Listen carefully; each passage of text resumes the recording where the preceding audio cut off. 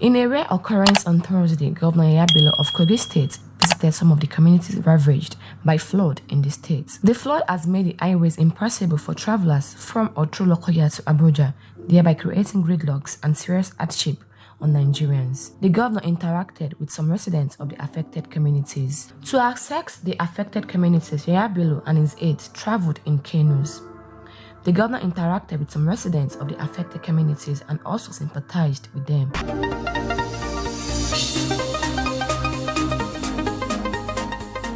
A prominent gospel artist and founder of Fresh FM radio station, Yinka Ayefele, has urged journalists not to sacrifice their lives for the ambition of any politician on discharge of their duty. Ayefele gave the advice during the Nigerian Union of Journalists B-Zone annual public lecture and awards held at the NUJ Oyo State Council, Ibadan.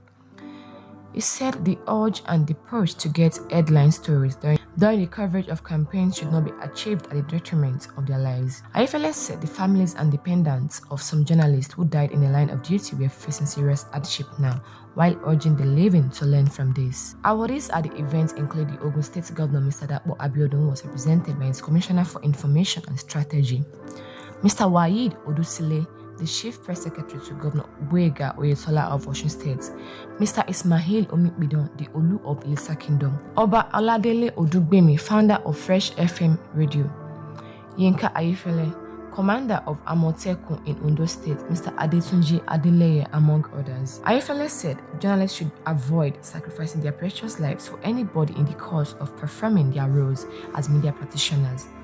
Some of your colleagues who had died in active duty, how are their families faring?